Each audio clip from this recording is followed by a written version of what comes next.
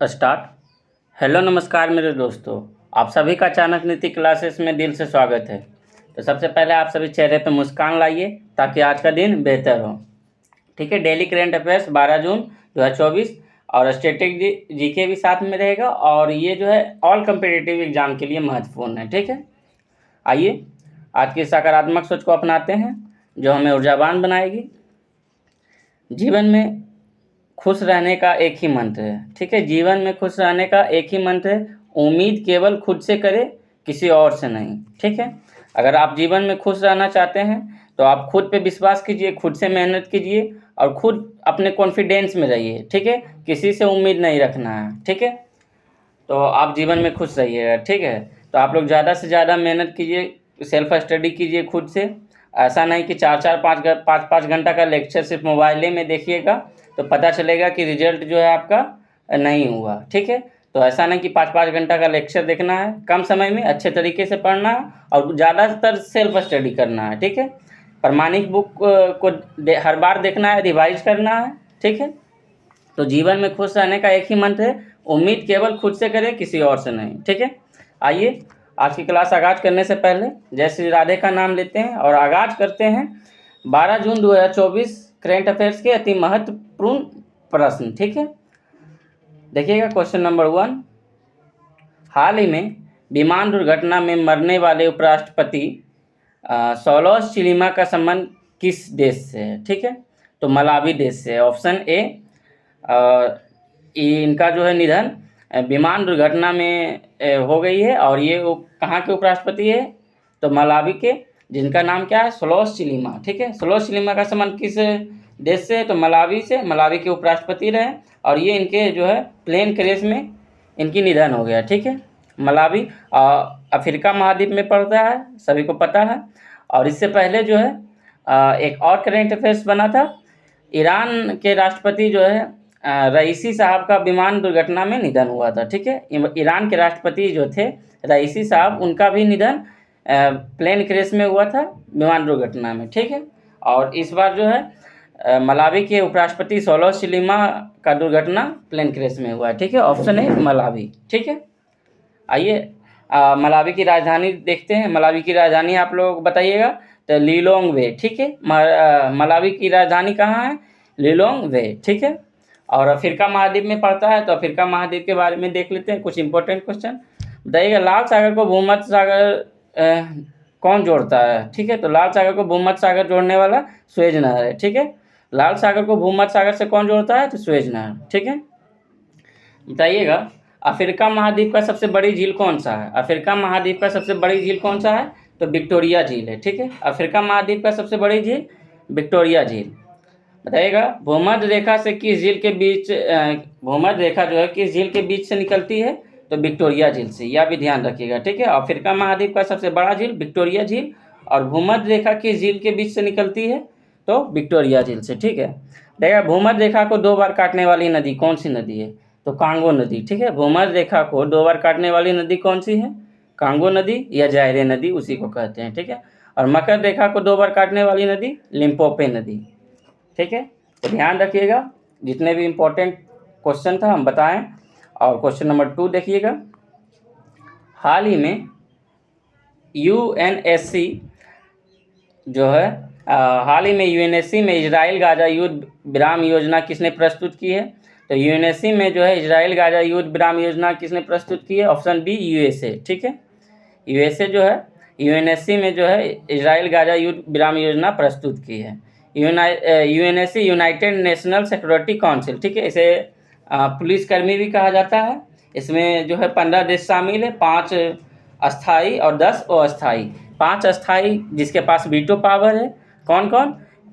5 के पास veto power है, जो देखिएगा यूएसए, यूके, रसिया, चाइना और फ्रांस। ठीक है, और 10 अस्थाई मेंबर है, जिसमें भारत भी शामिल है और अस्थाई सदस्य में भारत जो है 8 बार मेंबर बन चुका है। ठीक है, और यह जो है प्रस्ताव यूएनएससी में प्रस्ताव पारित किया था यूएसए की इजराइल गाजा युद्ध में विराम होना चाहिए। ठीक है, तो यूएनएससी में किसने प्रस्तावित किया कि इजराइल गाजा युद्ध विराम? यूएसए किया। ठीक है, और इसके विपक्ष में रूस जो है वोटिंग नहीं किया, ठीक है। यूएसए के पक्ष में जो है रूस वोटिंग नहीं किया, और रूस जो है विपक्ष में मतलब वोट किया है, वो बोले पूर्ण विराम होना चाहिए, ठीक है। और उनमें जो है यूएसए की तरफ से कहा गया है हमास ने जो बंधक बनाया है वह इजरायली को छोड़ देगा, ठीक है। हमास जो बंधक बनाकर रखे हुए इजरायली को वो छोड़ देगा और शत्रुता का स्थायी करेगा, और तीसरा पॉइंट गाजा का जो है विकास करेगा इजराइल, ठीक है। ये सब जो है अस्थायी संबंध बनाने के लिए ये सब रखा गया है, ठीक है। लेकिन विपक्ष में रूस जो है वोटिंग नहीं किया, ठीक है। क्वेश्चन नंबर 3 देखिएगा। हाल ही में दुनिया भर में पहला अंतर्राष्ट्रीय खेल दिवस 2024 कब मनाया गया? तो दुनिया भर में पहला अंतर्राष्ट्रीय खेल दिवस 2024 कब मनाया गया? तो 11 जून का पहला है, इसलिए इसको ध्यान रखना है। दुनिया भर में पहला अंतर्राष्ट्रीय खेल दिवस 2024 कब मनाया? ऑप्शन डी 11 जून, ठीक है। और बताइएगा राष्ट्रीय खेल दिवस कब मनाया जाता है? तो 29 अगस्त को, इसको ध्यान रखिएगा। राष्ट्रीय खेल दिवस 29 अगस्त को, और दुनिया भर में पहला अंतर्राष्ट्रीय खेल दिवस 2024 कब मनाया गया? तो 11 जून को, ठीक है। और ये पहली बार मनाया गया है, तो जितने भी 2024 में पहले बार दिवस मनाया गया है उसको देख लेते हैं। देखा आलू दिवस जो है पहली बार कब मनाया गया? तो 30 मई 2024 को। आलू दिवस पहली बार कब मनाया गया? तो 30 मई 2024 को। देखा मरखोर दिवस पहली बार कब मनाया गया? तो 24 मई को, ठीक है। मरखोर दिवस पहली बार कब मनाया गया? तो 24 मई को। और फुटबॉल दिवस जो है पहली बार कब मनाया गया? तो 25 मई को। इसको भी ध्यान रखिएगा। तो जितने भी पहली बार मनाया गया था सभी बता दिए, ठीक है। क्वेश्चन नंबर 4 देखिएगा। हाल ही में नागरिकों की कमी के कारण गैर नागरिक अस्थायी निवासियों को सशस्त्र बल शामिल करने की घोषणा की है। देखिए यह एक ऐसा देश है जहाँ की नागरिकों के कमी के कारण अपने आर्म फोर्स में जो है शामिल करने की घोषणा की है। और भारत के पास इतना जनसंख्या है कि जो है अपने नागरिक को जॉब नहीं दे पा रहे हैं, ठीक है। लगभग 90% तैयारी करते हैं तो उसमें 2% को जॉब मिलता है, ठीक है। और ऑस्ट्रेलिया जो एक ऐसा देश है जहाँ की गैर नागरिकों को भी सशस्त्र बल में शामिल करने की घोषणा की है, ठीक है। तो क्वेश्चन नंबर 4 है, हाल ही में नागरिकों के कमी के कारण गैर नागरिक अस्थायी निवासियों को सशस्त्र बल शामिल करने की घोषणा किसने की है? तो ऑप्शन डी ऑस्ट्रेलिया, ठीक है। ऑस्ट्रेलिया जो है गैर नागरिक अस्थायी निवासी को आर्म फोर्स में शामिल करने की घोषणा की है। और ये 12 माह तक ऑस्ट्रेलिया में निवास करना होगा। इसके लिए जो कुछ प्रस्ताव पेश किया गया है कि 12 माह तक ऑस्ट्रेलिया में निवास करना होगा, ठीक है। तब जो है वहाँ के आर्म फोर्स में आप शामिल हो सकते हैं, ठीक है। इसको ध्यान रखिएगा। तो ऑप्शन डी ऑस्ट्रेलिया होगा। तो आया है नागरिकता से संबंधित देख लेते हैं। नागरिकता जो है कौन से भाग में है? तो भाग 2 में है, और अनुच्छेद 5 से 11, ठीक है। नागरिकता जो है भाग 2 में है और 5 से 11 अनुच्छेद में, ठीक है। और भारत में कैसी नागरिकता है? तो भारत में एकल नागरिकता है, इसको भी ध्यान रखिएगा, ठीक है। 5 में जो है नागरिकता की परिभाषा है। 6 में जो है पाकिस्तान से आए हुए भारत में नागरिकता दिया जाएगा, ठीक है।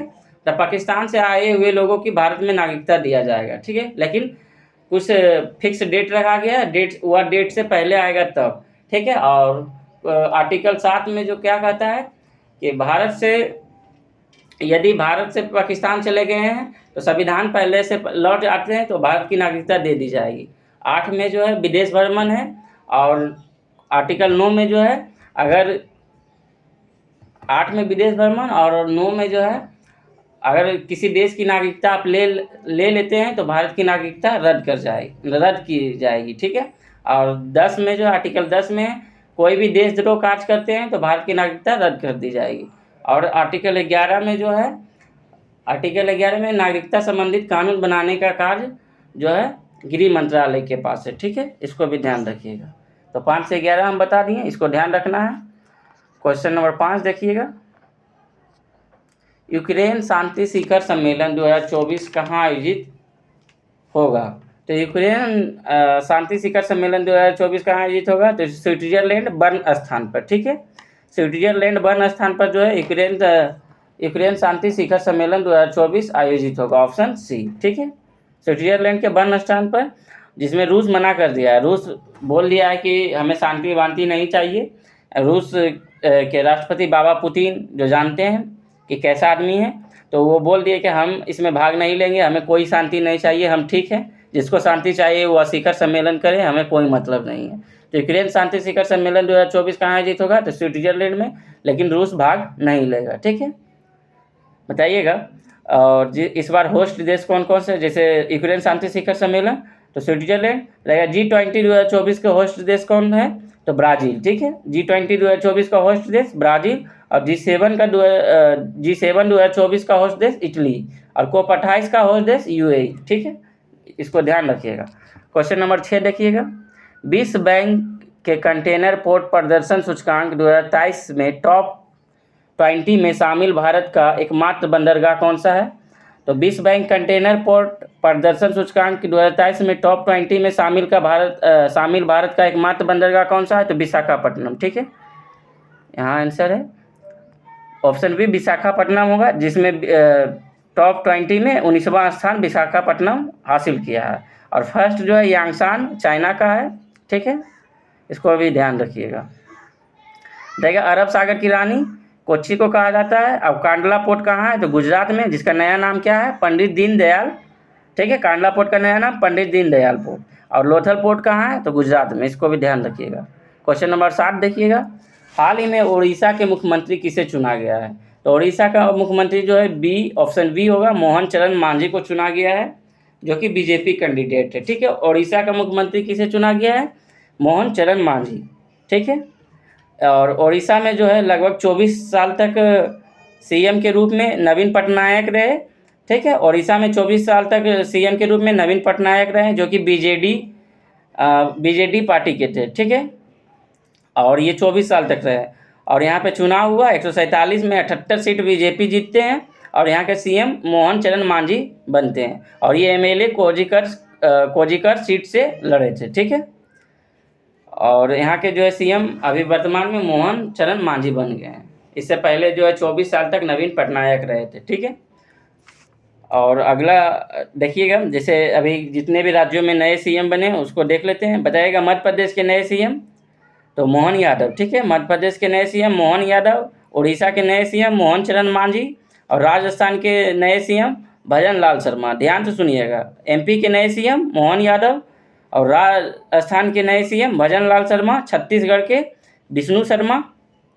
ठीक है, और तेलंगाना का रेवंत रेड्डी, और आंध्र प्रदेश के चंद्रबाबू नायडू। ठीक है, इसको ध्यान रखिएगा। क्वेश्चन नंबर 8 देखिएगा। घरेलू उपभोग व्यय सर्वेक्षण के अनुसार दूध और दुग्ध उत्पादों का सर्वाधिक उपयोग करने वाला शीर्ष राज्य कौन सा है? तो हरियाणा। ठीक है, घरेलू उपभोग व्यय सर्वेक्षण के अनुसार दूध और दुग्ध उत्पादों का सर्वाधिक उपयोग करने वाला राज्य कौन सा है? तो हरियाणा। ठीक है, ऑप्शन सी हरियाणा होगा। दुग्ध और दुग्ध उत्पाद में फर्स्ट हरियाणा होगा और सेकेंड राजस्थान होगा। अब घरेलू उपयोग व्यय सर्वेक्षण जारी करने वाला कौन है? तो मॉस्पी। ठीक है, घरेलू उपयोग व्यय सर्वेक्षण जारी करने वाला कौन है? तो मॉस्पी, और ये हर 5 वर्ष में सर्वे जारी होता है। ठीक है, और बताइएगा, और पेय पदार्थ में जो है फर्स्ट स्थान किसका है? तो तमिलनाडु का। और मांस अंडा मछली में जो है फर्स्ट स्थान किसका है? तो केरल का। और परिवहन उपयोग में जो है फर्स्ट स्थान किसका है? तो ये भी केरल का। और चिकित्सा में भी फर्स्ट स्थान केरल का है। ठीक है, इसको ध्यान रखिएगा। क्वेश्चन नंबर 9 देखिएगा। हाल ही में भारतीय नौसेना की पहली महिला हेलीकॉप्टर पायलट बनने की उपलब्धि किसने हासिल की है? तो हाल ही में भारतीय नौसेना की पहली महिला हेलीकॉप्टर पायलट बनने की उपलब्धि किसने हासिल की है? तो Anamika B Rajiv. Option D होगा, ये भारतीय नौसेना की पहली महिला हेलीकॉप्टर पायलट बनने की उपलब्धि हासिल की है। Option D Anamika B Rajiv. ठीक है, बताइएगा, और इसके होस्ट कौन थे? तो IANS राजा जी। और अगला क्वेश्चन बताइएगा, BSF की पहली महिला स्नाइपर कौन बनी है? तो सुमन कुमारी। इसको भी ध्यान रखिएगा। क्वेश्चन नंबर 10 देखिएगा। हाल ही में ओम बिरला किस सीट से 20 वर्षों में सांसद के रूप में फिर से चुने जाने वाले पहले लोकसभा अध्यक्ष बने हैं? तो कोटा। ऑप्शन सी कोटा से जो है ओम बिरला सांसद के रूप में फिर से चुने जाने वाले लोकसभा के अध्यक्ष बने हैं। ठीक है, इससे पहले भी जो है 17वीं लोकसभा में भी लोकसभा के अध्यक्ष रहे थे, और इस बार 18वीं लोकसभा कोटा के बूंदी से इलेक्शन हुआ था और ये जीते। ठीक है, और ये फिर से लोकसभा अध्यक्ष बने हैं। ठीक है, ऑप्शन सी होगा। तो आज का 10 क्वेश्चन पूरा हुआ। तो आज के लिए इतना ही। Thank you. जय हिंद।